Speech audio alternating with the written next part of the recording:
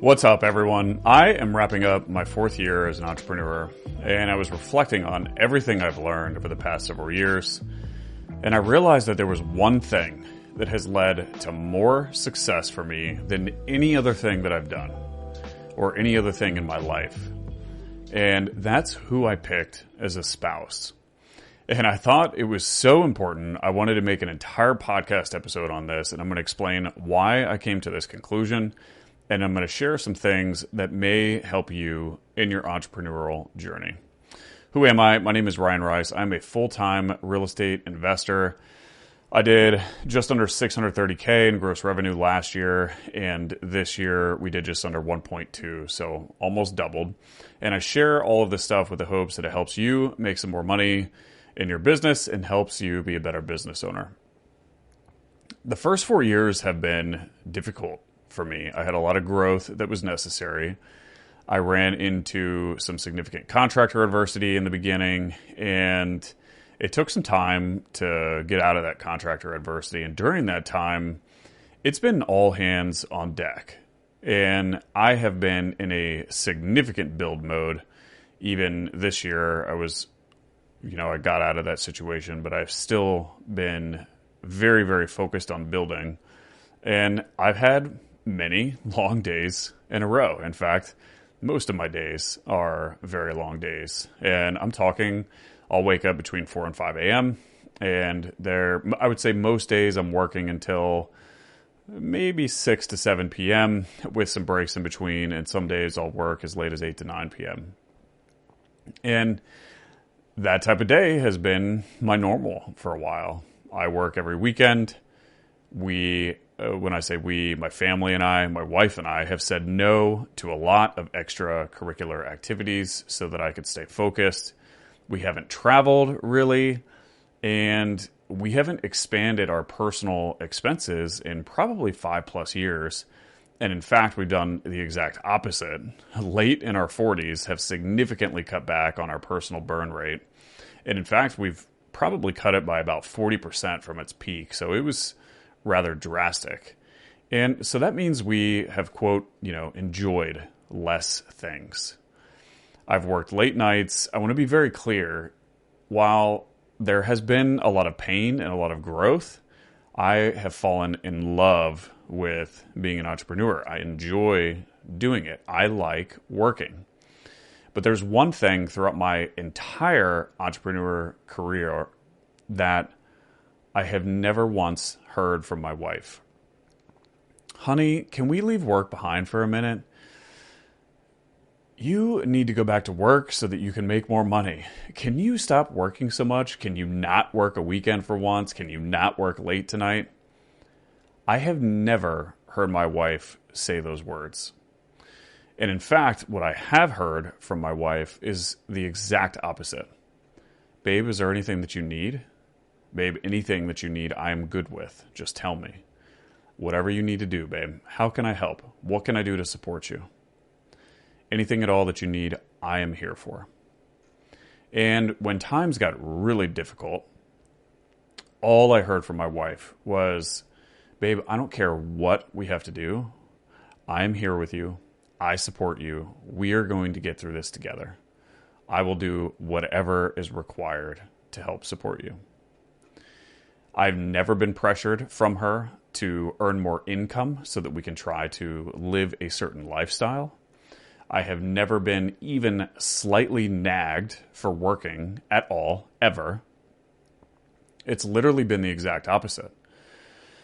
And as I've been reflecting on my growth over the past few years, I realized how my wife is probably the largest reason why we've gone from 58,000 my first year to just doing under 1.2 last year. And had I had a spouse that along the way was nagging me, was pressuring me to earn a certain amount of money because she wanted a certain lifestyle, to achieve a certain status, or was continuously asking me to stop working, I might have caved had that happen. I might have just gone back to work. But the fact that I had an enthusiastically supportive wife, not just supportive, but she has very enthusiastically supported me, that helped enable me to do what was required in the early years as an entrepreneur. And another reason this topic came to mind for me is because I was having a conversation with someone else who was thinking about going from W-2 to entrepreneur later in life in his 30s. And he talked about how if he didn't earn a certain amount, his wife would probably get pissed, and alluded to the fact that she might leave him because she may have to alter the status or the type of life that she lives if they earn less income and have to make necessary adjustments. And I just cannot imagine living under such circumstances. I would have either had to leave my wife or I would have had to leave my dreams. And that's what I worry about most for many people out there. I think there's a lot of people in this world who decide not to dream because their spouse isn't supportive of those dreams. And I think a lot of us justify it because, I love my wife. We have kids together. I certainly wouldn't want to disrupt my entire life because I have some crazy dreams that I probably wouldn't achieve anyways. That would be so selfish. And here's the thing, and I think about this a lot. We're all going to be dead soon. Like literally, we're all going to be dead very soon. And to live life knowing that we're giving up our full potential to satisfy what someone else wants in their life, which is not in alignment with our goals, I just can't imagine living that way. But that's the way that so many people live today. And here's the thing. I think I got lucky with my spouse. I didn't have a systematic or meticulous process that analyzed exactly what I wanted in my spouse. And I didn't go on 100 dates to find the perfect match. In fact, early on in our relationship, I was worried, that I had worry about our relationship. She immigrated to another country in her 20s. She didn't speak English. She didn't go to college.